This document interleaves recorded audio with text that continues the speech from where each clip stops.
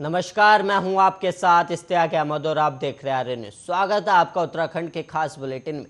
केंद्रीय माध्यमिक शिक्षा बोर्ड ने कक्षा 10वीं और 12वीं 2021-22 सत्र के टर्म 1 परीक्षा के लिए सैंपल पेपर और मार्किंग स्कीम जारी कर दिया और टर्म फर्स्ट में की परीक्षाएं नवंबर दिसंबर में आयोजित की जाएंगी और छात्र बोर्ड की आधिकारिक वेबसाइट से सैंपल पेपर डाउनलोड कर परीक्षा की तैयारी कर सकते हैं।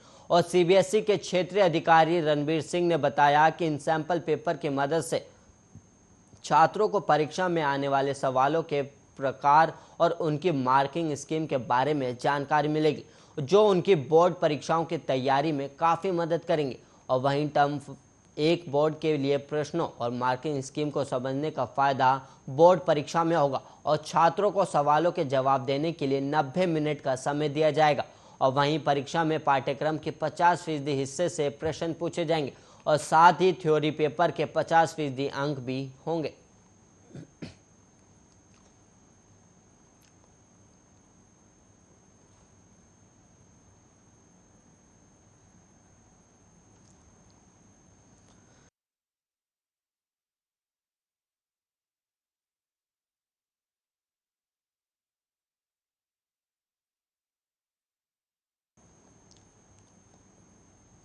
और वहीं हरिद्वार जिले के कोटा मुरादनगर गांव में आटा चक्की के पट्टे में फंसकर 2 बच्चों की मौत होगी और एक साथ 2 बच्चों की मौत से गांव में कोहराम मच गया और पट्टे की चपेट में 5 साल का एक मासूम आया था और उसको बचाने के लिए 14 साल किशोरी भी उलझ गई और किशोरी ने मौके पर दम तोड़ दिया, जबकि मासूम की मौत रुड़की के एक अस्पताल में इलाज के दौरान हुई। और सूचना पर पुलिस भी मौके पर पहुंची और घटना के बारे में जानकारी जुटाई और कोटा मुरादनगर गांव में आटा की चक्की और शुक्रवार शाम को 4 बजे शौकीन की 14 वर्षीय की बेटी सोनम आटा लेने के लिए चक्की पर गई थी।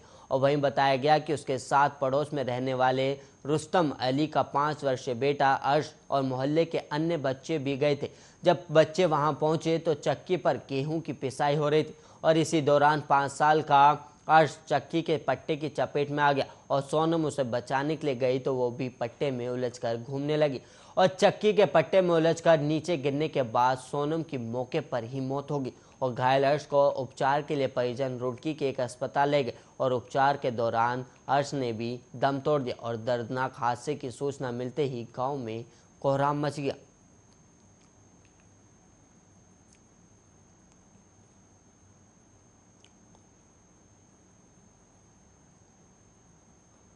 उत्तराखंड में कोविड में अनाथ हुए बच्चों को सरकारी और शासकीय स्कूलों में 1 से 12वीं तक निःशुल्क शिक्षा मिलेगी।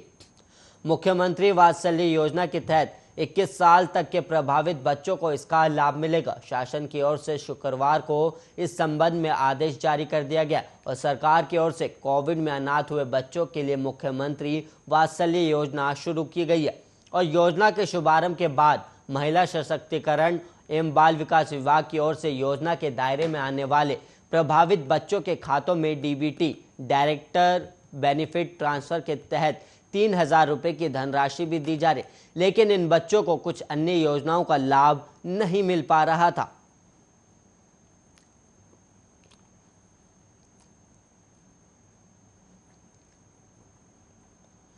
टोक्यो ओलंपिक में हैट्रिक लगाकर इतिहास रचने वाली हॉकी खिलाड़ी और हरिद्वार की बेटी वंदना कटारिया को रुड़की में टाटा मोटर्स की ओर से अल्ट्रोज कार का टॉप मॉडल बतौर उपहार भेंट किया गया और इस दौरान परिजन भी उनके साथ थे।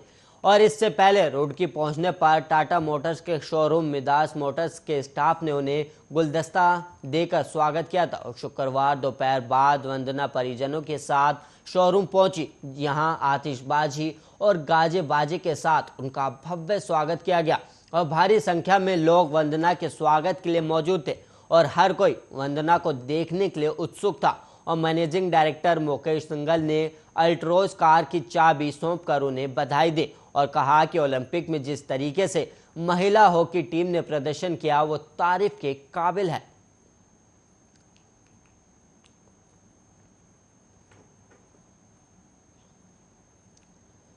और वहीं नेता प्रतिपक्ष रही स्वयं इंदिरा हृदयेश के निधन के बाद ये पहला मौका है जब कांग्रेस शनिवार को हल्द्वानी में अपनी सियासी ताकत दिखाएगी। और वहीं कांग्रेस की परिवर्तन यात्रा शनिवार को शहर में पहुंचेगी और इससे पहले शुक्रवार को कांग्रेसी तैयारियों को अंतिम रूप देने में लगे रहे। और कांग्रेस जिलाध्यक्ष सतीश नैनवाल ने कहा कि महंगाई, बढ़ती बेरोजगारी, नौकरियां का टोटा, Haldwani ISBT stadium, ring road, खराब सड़कों का हिसाब परिवर्तन यात्रा के माध्यम से मांगा जाएगा। और परिवर्तन यात्रा उत्तराखंड में सत्ता परिवर्तन के मार्ग को प्रशस्त करेगी। और उन्होंने बताया कि परिवर्तन यात्रा 2 बजे विधानसभा लालकुआं में प्रवेश करेगी और वहीं उसके बाद बुद्ध बाजार लालकुआं में जनसभा होगी। और जनसभा को प्रदेश कांग्रेस अध्यक्ष गणेश गोदियाल, चुनाव अभियान समिति अध्यक्ष हरीश रावत, प्रदेश प्रभारी देवेंद्र यादव, नेता प्रतिपक्ष प्रीतम सिंह, सह प्रभारी राजेश धर्मानी, सह प्रभारी दीपिका पांडे सिंह संबोधित करेंगे। और वहीं 4:30 बजे मंडी परिसर हल्द्वानी के पास हल्द्वानी विधानसभा क्षेत्र के कार्यकर्ता परिवर्तन यात्रा का स्वागत करेंगे और इसके बाद रामलीला मैदान में जनसभा होगी और पहले दिन की यात्रा का समापन रामलीला मैदान में होगा। और जिलाध्यक्ष ने बताया कि 5 सितंबर को सुबह संकल्प बैंक्वेट हॉल पीलीकोटी से यात्रा का शुभारंभ होगा।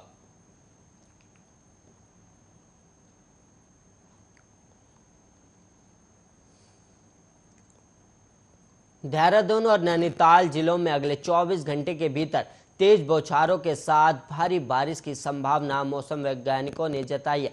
और मौसम विभाग की ओर से जारी रिपोर्ट के मुताबिक देहरादून, नैनीताल में भारी संभावना को देखते हुए येलो अलर्ट भी जारी किया गया है। और वहीं शनिवार को फिलहाल राज्य के अधिकतर इलाकों में मौसम साफ बना हुआ है और 4 धाम यात्रा मार्ग पर यातायात चालू है। और नैनीताल की ठंडी सड़क के भूस्खलन प्रभावित क्षेत्र में अभी भी रुक रुक कर भूस्खलन हो रहा है। और दूसरी ओर मौसम विभाग की ओर से जारी रिपोर्ट के मुताबिक राज्य के पर्वतीय इलाकों में कहीं कहीं तेज गर्जना के साथ बिजली गिरने और तेज बौछारों के साथ बारिश होने की संभावना जताई गई। और दूसरी ओर राजधानी देहरादून और आसपास के इलाकों में शुक्रवार को आसमान में बादल छाए रहे और देर शाम कुछ इलाकों में हल्की बूंदाबांदी भी हुई। दूसरी ओर देहरादून में अगले 24 घंटे में भारी बारिश की संभावना को देखते हुए जिलाधिकारी डॉक्टर आर राजेश कुमार ने आपदा प्रबंधन के साथ ही जिला और पुलिस प्रशासन से जुड़े अधिकारियों को सतर्क रहने को कहा है।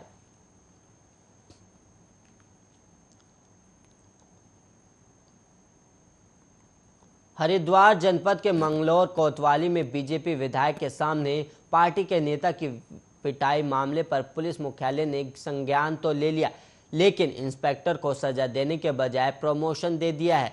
और बीजेपी नेता की पिटाई करने के बाद पुलिस की कार्यशैली पर सवाल खड़े हुए हैं।